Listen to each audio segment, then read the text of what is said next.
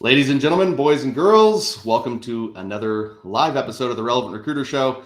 Just had a little fun there. That was the first fun intro I did there. But today I am really excited. I get to talk to one of my friends, former client, current client-ish, my friend Alix Biondo. Alix is a managing partner at Talance Group. And Talance Group focuses on placing high levels in the accounting and finance space as well as in the IT sector. Now, I had the pleasure of working not only with Alix, but a couple of her key team members. And Alix is going to share that experience today. And Alix is also going to share her story of how she got into the recruiting space and what her journey's been like. So thank you. If you're watching live, give Alix and myself a little love today as we're going to get going. Thank you for being here with me. Thank you for having me. Thank you for the meditative little intro there to calm my soul. Yep. I told you I'll work with you on that. We'll get you calmed down today. So before we get into all the fun business stuff, Alix, give the audience a little bit of background. Who are you outside of the workplace? Who is Alix? Is she a mom? Is she a wife? Let us know a little bit about your personal life. Well, I'm loud. Everyone tells me I'm loud. That's the first thing I would say. Yes, I'm a wife. I've been married in August. It'll be 23 years, believe it or not. And I have 3 kids. I have a 17-year-old son to age myself, and he's a junior in high school, baseball player, was a football player. So we stay busy with that. And I have twin girls that are 14, identical twin girls. So that's kind of a big part of my story too, because all of that has happened since trying to build a business, right? So right. That's awesome. That's awesome. You guys just got back from a trip from Costa Rica. Yes, I highly recommend it. It was amazing. We got to I wrote something on LinkedIn because of what you've taught me, but basically how to slow down, and how in Costa Rica they have this saying pura vida, and it means like pure life. And so I really consciously tried to be in the moment and not look at my phone and not, really be there with my kids and my husband. And it was amazing. It was really, really good. That's awesome. Yeah. That's awesome. Thanks for sharing. So with 3 teenagers at home right now, then that's got to be a fun hat. I've got 2, so I can relate. Yes. There's never a dull moment. Never. Yeah. They keep me hopping. Cool. So give us a little bit of background, Alix. How did you stumble into the recruiting industry? I feel like everybody always has a unique story of how they got here. Well, I have a saying that no one ever wakes up and says, "Oh, I want to be a recruiter," or it's not like a lifetime goal. It's usually something that just happens to you, and either you choose it and it works, or you don't. So I grew up in Dallas, and I started my career there. I went to North Texas, got my degree in business. I was raised by an entrepreneur, so both my parents worked. I just never could see myself not being a business person or in some sort of sales. But I really entrepreneurship was my thing, I think. And so I got a degree, was kind of floundering, trying to decide what I was going to do. And I actually got recruited by recruiters. So I joined Aerotech in Dallas and started placing engineers. And then met my husband, who lived in Houston. And after going back and forth pretty much every weekend for a year, I had to be the one that gave up my ego and decided that I transferred into the office in Houston. And then after that, long story, but I got recruited into an IT consulting company. Okay. So engineering IT. And that's really where I kind of came into my own. The president of my company, her name was Robin Staniland, and she's just amazing. She's actually a business coach now. Okay. For Vistage worldwide. But back in the day, she was running an IT consulting company. And she basically is the one who taught me, I don't know, showed me that I had some potential in life, right? To kind of break out of, I don't know, break out of where I came from a little bit. Right. So, I remember I would walk into her office and she would say, I would, come in complaining about something, yada, yada. I need this and I need that. And she's like, well, what are you going to do about it? And so it became, if you have a problem, you come to me with the solution, and then we'll go from there. I'll tell you what I think, right? And that was like life changing for me, and kind of helped catapult me to the next level. And then I became a manager of a recruiting team there. So I started as a recruiter. Right. Did she see your the greatness inside of you before maybe you did? Definitely. That's awesome. Sometimes she still does. Amazing. As you have come to know about me. So, yeah, sometimes she still does. So that company got bought. So I've been through kind of finding companies, and then they'll get bought. And then, I mean, basically I was one of the last people standing in our original team. And that is back in the day when Enron went kaboom. Right. And I remember a guy that I had placed on the IT floor. He was on the trade floor at Enron. He called and said, "Hey, Alex, they're hauling in kegs on the trade floor. What's going on?" I'm like, "How the hell am I supposed to know? You're there. You tell me." So that's kind of my claim to fame back then. But so I kind of had to figure out after that what I was going to do next. I got out of recruiting for a little while, and then I went through a battle of infertility, which I now have all my babies, thank God. But I ended up eventually at a company doing accounting and finance, and kind of more on the sales side. So I've done a little bit of everything, right? Yep. Recruiting, managing a recruiting team, and then went just into sales and kind of building my own book of business. And that is where I met most of the people I work with now. So we called it Camelot. We had a great thing going. And then again, got acquired. Mm-hmm. At this point, I was out on maternity leave. I remember. So my two partners now, Doug and Stefan, they did perm recruiting, ran a perm desk, and I had always been kind of on the contract consulting side. So I remember knowing that we were going to get bought, and it was sold as an infusion of capital, but everyone could pretty much see, hey, this is a buyout, right? And so Doug and Stefan, Doug ran the perm group there, and Stefan was like top producer for years. And they said, look, we're out. So I remember literally sitting in the grocery store parking lot. I had two babies. I had a 2-year-old son. I had two babies. I was on maternity leave, and I get a call from Stefan. He's like, we're out. And I'm like, well, what do you mean you're out? Well, what do you mean? Because I knew if they leave, holy crap. I mean, they're amazing. And mind you, this was like 2008 is when they started the company. So not the best time in Houston, or pretty much anywhere. To start a recruiting firm. But anyway, Stefan said, I'll call you as soon as I can. And I'm like, click. Right.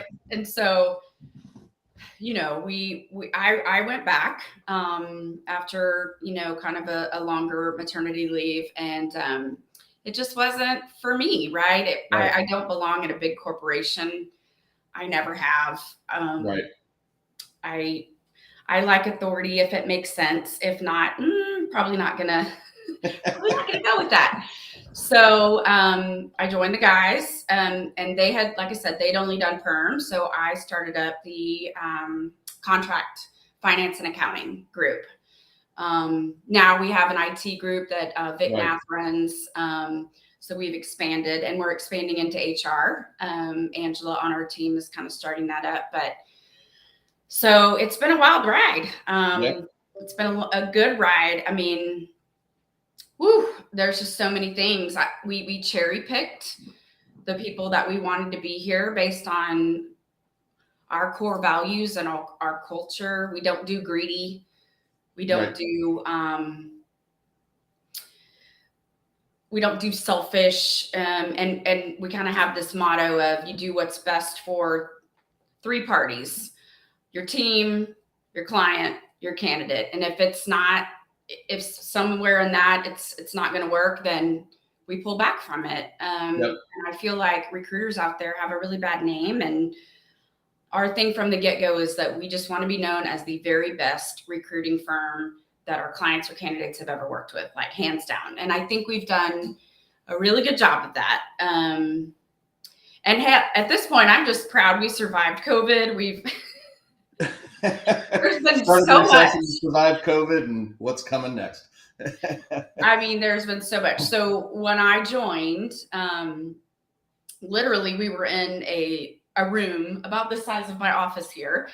And I mean, it was like terrible. No one would talk to us, right? Because it was just such a hard time. 2008, 2009, Right. No jobs. I mean, it was just awful. And I think we were all like, oh gosh, are we going to make it? Are we going to make it? Are we going to make it? And we were all like sitting in this one room, and everyone would go, okay, lunchtime, and let's have a meeting. And we would just turn our chairs around, like let's sit at the table in the middle of the room. So I used to call it Podunk USA. Like I've come to Podunk USA. And now, here we are. Yep. So when you guys, I know you've been in Talance for about 13 years. I'm going to guess that's basically how old Talance is, give or take. Yeah, we're 14 years old. So it was just the three of you when you started, you, Doug, Stefan, and then, there's obviously a lot that's happened in between, but bring us to where you are now with the company. How many employees you guys have? What's it like? What kind of growth have we created? So we have, we just hired a whole new rookie class. So I think we're right at 30 right now. Awesome. And different groups. So we've got the IT group. They're about 4 people. Probably in our rookie class, gonna gain another one there. Mm-hmm. My team has 8 on the contract accounting, and then the rest are on the perm side. And so perm runs a full desk. Each group is kind of set up a little bit differently, but it works. And yeah, I mean, I give this to Doug and Stefan. If they had not built the relationships they had, no, I don't think any other company could have survived starting in 2008. I mean, And then the only time I think that felt that bad again was COVID, right? And so we didn't lose anybody during that time. Our people were amazing. We're family. And so it's like, if you don't fit into that, and it's not that you have to be best buddies with everybody, but you do have to do the right thing, by everybody. And we really hold to that. And our new thing is to grow. So I don't know if I said this, but we're having like our record best year. Every single group is having the record best year they've ever had, which is amazing. There've been some challenges that have come from that too. Yep. Of course. Yeah. I think everyone got used to that slower pace and that like the doldrums of COVID. And then, man, when it turned back on, and we are now like working harder than we've ever worked, probably. And that's no joke. I mean, and it's a good thing. Yes. And are we grateful? Absolutely. But it's also like, I've really been working with my team, and you've worked with me on balance, and making sure you're taking care of yourself, because burnout is a very, very real thing. And it's not only like our burnout, but our clients. Like, we become like buddies with these people. Some of these people we've placed 3 and 4 times, Right. Place them straight out of public accounting and into their first role. And then as they move up, they hire from us. So it's long-term, close to 20-year relationships. Because we all started working together in 2006. So that's how, wow. Yeah. That's how old we are together as a team. Y'all started but in 2014. So our new thing is, we have found that for us to recruit into this culture, it can be hard for someone who's already kind of set in their ways. That's what I was going to ask you. I mean, how do you guys go about it? Do you guys go, because I know this is a big topic. A lot of people are experiencing some of the growth that you are and finding good recruiters. Are you guys looking for seasoned vets? Are you guys looking for kind of somebody to bring in and groom? We have found, I think we found our thing. We are recruiting college athletes, and it is amazing. So we started with 1 class already. And we've had 2 people just absolutely kill it. And then one of them kind of went into like more of a, she's going to be kind of in our HR group. And one didn't work out. So that's kind of hard for us, because we have never really experienced turnover, because we treat people well and people like to work here. Right.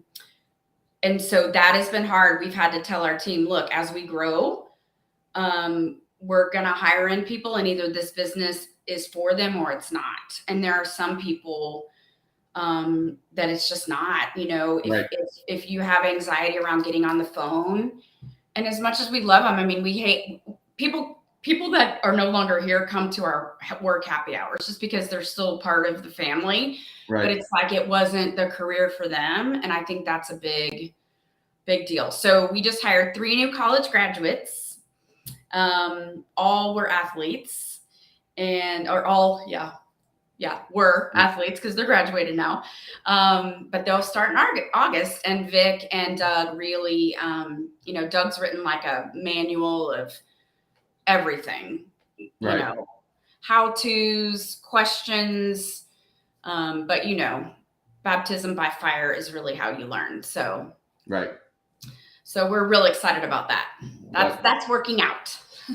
So I know, when I was able to get a good snapshot, of your company culture, and something you obviously take a lot of pride in. You've mentioned your team throughout this entire, interview, which I think is amazing. What are some of the things, outside of kind of, hey, making sure that we've got the alignment of doing what's best for the team, doing what's best for the client, doing best for the candidate, but anything you can elaborate on in terms of like some of the things that you guys really try to, really get your employees to value about working there? You also mentioned work-life balance. Like, what are some of the things that you think, creates a unique work culture for you guys?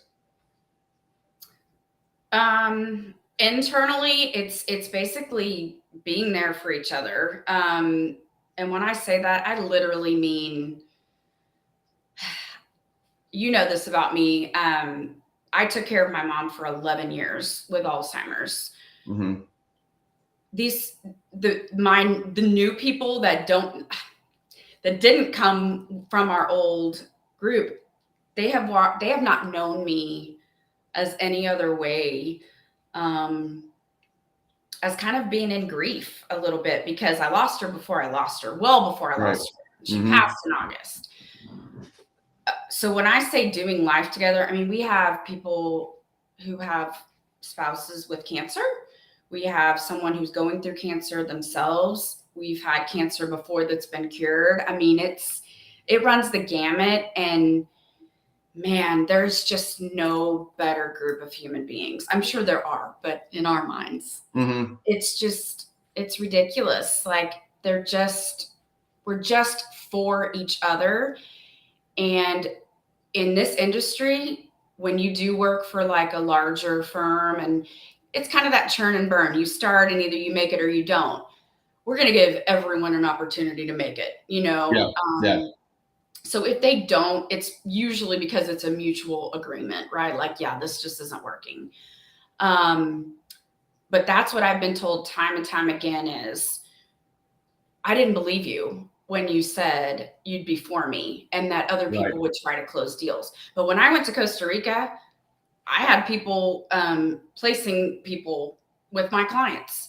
Right. And because they know when they go on vacation, I'm not going to be bugging them on vacation. I'm going to allow them to go do their thing. And no matter how bad it is, I'm going to deal with it. You know, Yeah. I may not want to, but I'm going to. And that's what we do for each other. Yeah. So, and I think that translates to the people we serve. You know, I think that, we truly care about people. Yeah, I mean, that was one of the things kind of I was able to kind of come in with an outside lens, you know, and you guys probably take a lot of these things maybe for granted as you're sitting in the room. But, you know, every time I'd show up for a meeting with you guys, everybody was there and everybody was in a positive, like had positive energy. It's crazy. Every single time, even when we were hitting those roadblocks and people were, you know, and that I think that goes in towards what you guys are creating there is just a positive work environment. I think the other thing that's important too is you guys are investing, like you said, you're going to make it work. Here you are investing in your employees, putting them through a program like mine that can help their skills individually, you know, and that growth is, I think, very obvious from the outside. Yeah, that's one of the things I was going to mention. So, you know, Elizabeth on our team is one of the rookies. I tease her because I'm like, well, you didn't necessarily compete in college. She goes, I wanted to because she's a competitive sailor. There you go. All right. She went to Ireland to try and go to school to compete there. But anyway, so she's got that competitive nature, but she's also an accountant. So she is the one that found you on a podcast. And then she got Jennifer Silvera on our team, who has been doing this even longer than I have. And I was teasing her like old dogs, new tricks. And I've been so impressed with her ability to like be willing to do what the things that you're asking us to do and put ourselves out there. And because she, knowing that I'm doing this today, she's like, please be good to us, be good to us. I'm like, I am, I promise. Jennifer and Ellie are next. So I know, exactly. And then Larry, you know, he may get mad at me for saying this, but he was a baseball player. And, you know, his first year in, he's going to make over $100,000. And there's not a whole lot of careers you can walk into. And you know, to be able to do that. And he has just been amazing. And he's told me that he's grown his network like triple because of your program, you know. Ellie's already made 2 placements from your program. And I don't know if I told you, but Jennifer got an offer that didn't get accepted just because we're in this insane time. But it was an offer. I mean, and I've gotten calls out of New York and people saying, oh, I saw this posting or that posting. So it works. I mean, it's just, but it's given us a new, it was kind of, I think my mentality was always the corporate viewpoint. And we tried this concept, or we do this concept of they ask, you answer.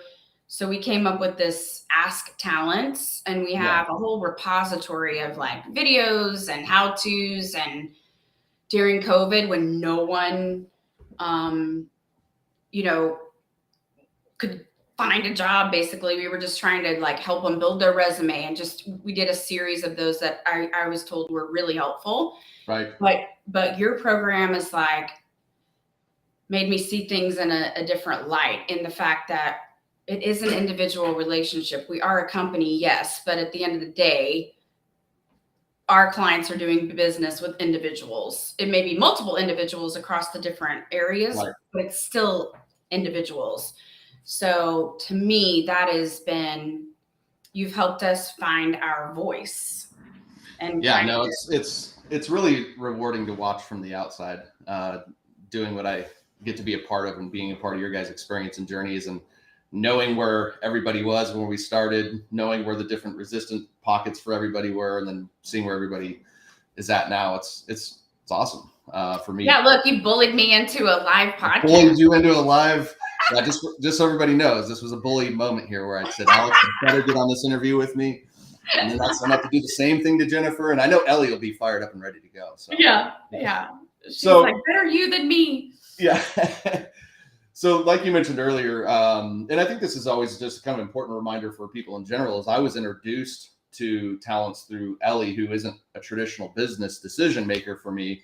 Right. But it's important, building relationships through content and just, connecting with people in your network. You get to the gatekeepers, so to speak, and Ellie being one of those, and introduced me to Jennifer, had the conversation with Jennifer, then had the conversation with the team. But what was it that you guys were looking for prior, as we engaged? Like, what was it that you guys felt like, hey, we're weak here, we can strengthen this? What was it that where were you guys at as a business at that point? Well, I think like many out there right now, we have more jobs than we've ever had in the history of our company. Right.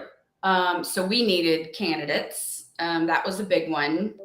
But on a deeper level for me or for us, I guess, as a company, this isn't going to last forever, right? We've been through all the ups and the downs in 14 years. And we're in Houston. And so we are highly, highly affected by oil and gas and the price of oil and gas. And there's so many different factors that sometimes when we get hit, man, we get hit hard. Right.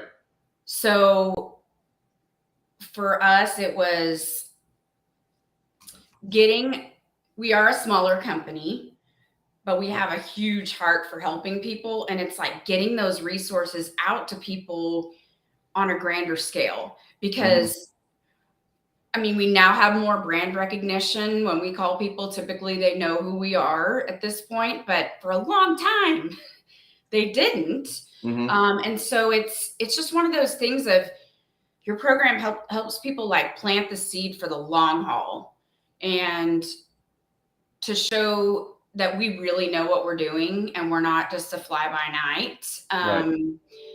That we want to continue this. I think our goal for the guys and I would love for our kids to be in the business eventually,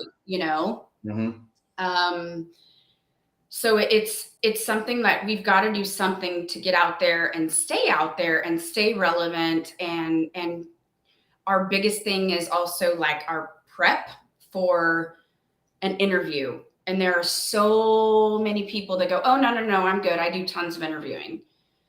Man, I had one person come in. She had been on 21 interviews. Jeez. She spent 45 minutes with us, and she got the next interview she went on.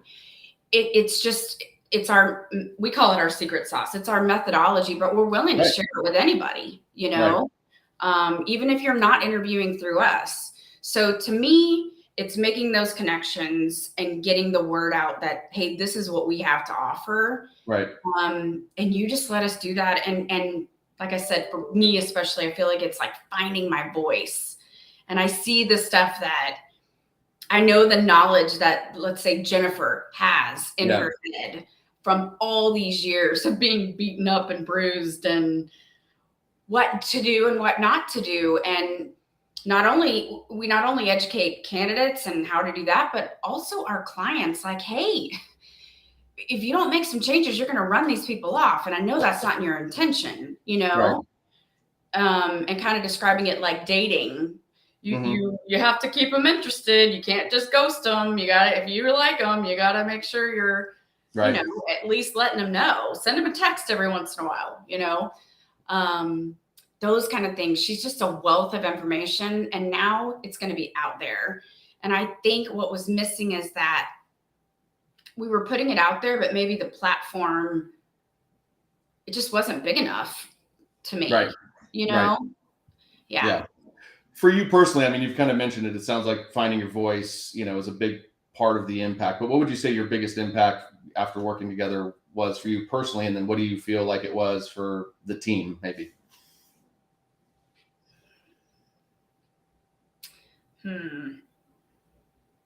Well, okay, I've done lots of trainings. And I feel like, and I think that's what I put when I wrote recommendation for you, is that to me, yours was the most immediately um, implementable, if that's a word, and then impactful in that you can kind of see immediate results as you go along. And also for me, I mean, I've done like who's your ideal client and who's, but you kind of take it a step further. You tie it back to like a cause almost, like Right.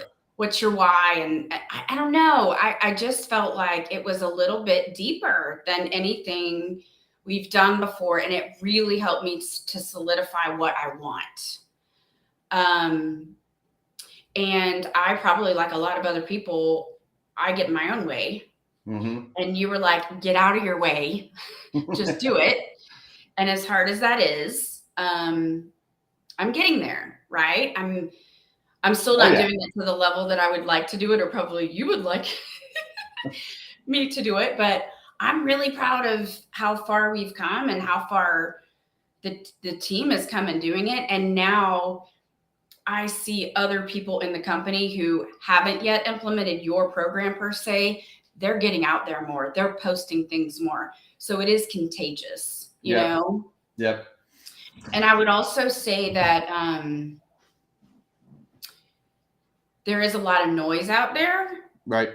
And so you calling on people to be truly authentically themselves, which is painful because I can tend to the woo-woo, but I sell to accountants, you know? And so there's this balance of, I'm a business person, but I also have a woo-woo side, and I kind of like that side. And I think it helps me in business, right? Mm-hmm. And so that's kind of the next step, I feel like, for me, is like really just being authentic about, hey, this is who I am, take it or leave it type thing. And you're kind of, I think your point of, hey, if you do that, then you're doing something right. Yep. You know, if you have someone totally disagree with you, then you're doing something right. And so I'm getting there. Yep. Yep. Well, I think you've said it, and, I'll say it again. I mean, I think you should be incredibly proud of yourself and the team. And like I said, watching you guys from the outside, it was awesome because I know the hurdles, right? I know some of the internal work we did with kind of everybody, and usually the biggest place of resistance is putting myself out there and then continuing to play at a bigger level, right? And a bigger level and a bigger level. And that's where, what you're kind of sharing is like, hey, for me to be fully open and authentic, I think is a journey that we're all on, always trying to become better. And so, yeah, I think you should give yourself a lot of credit. I mean, when you think about it, in reality, what was it, a short 3 months ago? I know. Not even that, probably, since we started creating content. We started creating content as a team towards the tail end of that, which was in April. So here we are in June, July, and you guys are already seeing the results of that. But I think the personal reward from that is sometimes equally as important as what we're seeing financially from it. So, and it's cool that you guys are, getting those inbound calls and getting the recognition, from the brand and things like that. Yes. I mean, to have people call and say, hey, or at least shoot me a note and say, hey, I saw what you wrote. And I was like, what? Really? Yep. And Jennifer had done one, she used to get like maybe 100 views on something. And she did something on counter offers a couple of weeks ago. She got over 6,000 views, which, may not seem like a lot to, influencers or whoever, but to us, hey, that's a lot of eyeballs, in our exact target market that's seeing it. And obviously it's resonating with. And so that is what's huge for us. Well, and I think you bring up a really good point with the target market, right? I think that vanity metrics nowadays, people want, and we see influencers that, 100,000 views and this, that, and the other. And really, hey, if you were to hit 6,000 views every post, of your audience, it's more impactful than 100,000 views of an irrelevant audience, and most of those things with huge views don't even hit the core audience a lot of the times, so that's what we talk about. It's kind of hitting the single, right? What's our next at bat? What's the next thing we can put out there? How do we stay consistent? And that's how you really build that brand. And you guys have all invested in that and bought into it and things like that. Let's talk about Ellie a little bit. Let's pick on her. Maybe she's listening, maybe she's not, but she's the one that really embraced video the most. Yes, Loom. Yep. She loves that video approach. How's she doing with that? She's doing great. In fact, that is where she feels like those 2 placements were from her doing Loom videos, which she actually first heard about on your podcast. Yeah. So she's a diehard Donnie fan. So Awesome. Yeah, no, she's amazing. She is a find for us because it was just great because she was actually someone that we were trying to help find a job. And I think because of how we treated her, then she's like, ooh, maybe there's something to this. And she was kind of not sure what she wanted to do. And man, she's just rocking it. So yeah, she is. Yeah. And to have the accounting background plus being courageous enough to do the stuff that you're telling her to do. And I mean, she is the top implementer for sure of everything. Oh yeah. The top embracer. Yep. Yeah. No, she dove into that. It was awesome to see. Yes. And it will pay off. I mean, this is her first year, so it will pay off. I mean, it already has, but I think your program is one of those things where it just becomes exponential, once you start doing it. Yeah, well, it's a routine that we're trying to get you into, and most of the results they obviously happen quickly, but most of it actually comes from the consistency and just staying out there. Basic marketing really is all it is. But what do you think, for somebody who's listening on the outside, what is something that you maybe have wanted to know about working with me or the program that you didn't know beforehand that you do now? I think the technology kind of and what we would need to think that through, right? That you do have to have a few tools like Ulink and SalesNav and that sort of thing. And I think for most of your clients, that wasn't an issue. We just had a lot of people on LinkedIn Recruiter. Right. So that was, I think, our biggest thing is, but other than that, it has been nothing but roses, right? Awesome. What do you think was kind of surprising about working with me specifically? My honest, you might slap me around after this. No, give your full of shit answer first and then be wrong. Okay, so here's this ex-football player who it's surprising how just out there you are about your own flaws, your own weaknesses, which is how I've tried to always be, right? As much as I can, probably to my detriment. But I love that. I love because if you can put yourself out there like that and you're coaching people and you're successful, and you talk about what has helped you, meditation or journaling, whatever it is, to me, that is key because I feel like anyone can put out a post, but you got to help people get past themselves and whatever's stopping them from doing it and overthinking it, overanalyzing it. I mean, I put up a sloth and got like close to 4,000 views from Costa Rica about slowing down. And it's amazing how many people have like mentioned it to me. And it was the only sloth I saw the entire time. But that's what I just really valued. So it's like you get your program, you hold us accountable, we walk through it, every module is there, and we can go back to it whenever we want, which is amazing. But the key is you in the fact of just making sure people are like, get over yourselves, just do it. But to be smart about it, to tie it, don't just get out there and put out fluff, put out something of value and put out something that's going to relate back to your market. And I don't know, something for me that was missing. I mean, I would think it was relative to my market. And then I look back at some of my stuff. I'm like, I didn't tie that back to anything. I just posted. Right. So I don't know. Kudos to you. I mean, we have just, I would recommend you to anybody. So, Well, thank you. And thank you for sharing. Was that the bullshit response or was that the honest one? no, it was that football player with the meditation thing. Well, thank you. And I appreciate that. That's something that, yeah, it's something I pride myself on, and with my program and being different is, I kind of calling it being a coach first. And, there's a lot of tactics that are out there, there's a lot of strategies that are out there, but getting somebody to truly step into themselves and implement, it's where some of my most gratifying work is. So I appreciate you sharing that. Yes. It's Thank similar you. to recruiting, right? That's what Yep. that's why we do it, is because we're helping people. At the end of the day, if you don't do it for that reason, then you're probably not in the right business, right? So Yep. it shows. Yep. Yeah. Now, what are you most excited about now, with the business? Like, where obviously you guys are cranking along, but like for you personally, like what fires you up? What are you most excited about right now?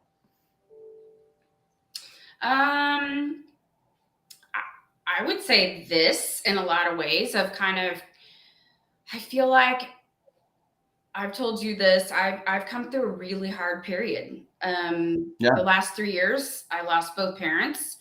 We could have lost our business. Thanks to our contract business that we had clients out and we still had contractors billing that helped like pay the bills, while we were going through all of that. And thanks to our team for sticking with us. Now it's like, if we can make it through that, we can make it through anything together. Right. Yep. And so that's exciting. And it's exciting to see people every day I'm seeing placement. It's our perm team has over 130 jobs at any given day. It's insane. So I think it's just to make sure that we're putting things in place like this program to where when things turn again, we're still set up to succeed. And it's kind of like we now have a new baseline. We've hit a new revenue goal we've never gotten to.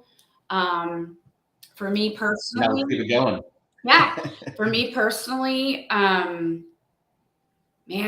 out of the grief of losing both my parents and finding a whole new relationship with them now, which, may sound kooky to some, but it's like, I've gone from being their caregiver to them caring for me again. Right. And giving me like energy and support. And,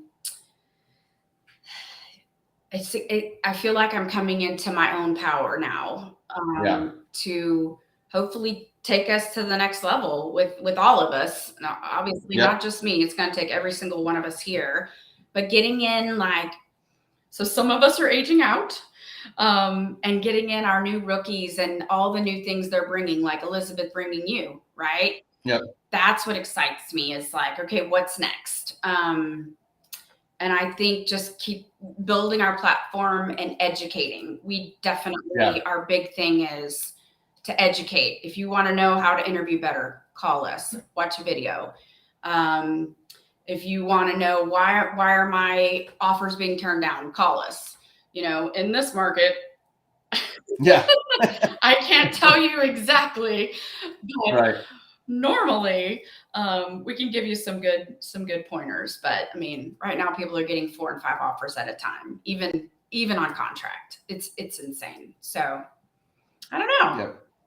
Well, thank you for being vulnerable and sharing your little bit of sadness and grief that you've gone through. Yes.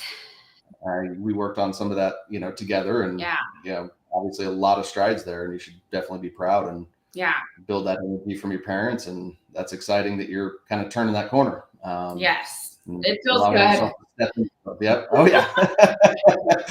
It feels good. Yeah. To get awesome. you don't know you're in it until you start to come out of it, and you don't know what you haven't been giving to other people until you start to come out of it for yourself. Yeah. So it's been huge. And you were a huge part of that. So, well, thank you. I appreciate that.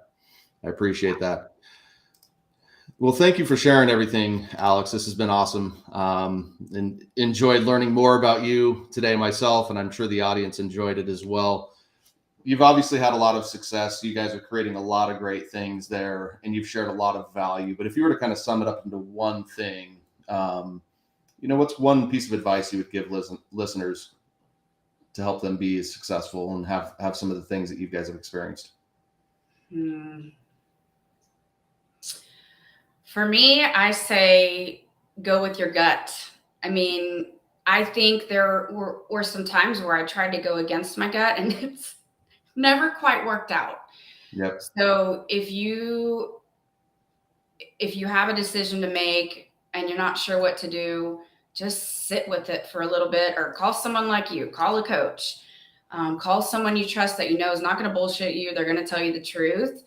But I think, we've made some bad decisions.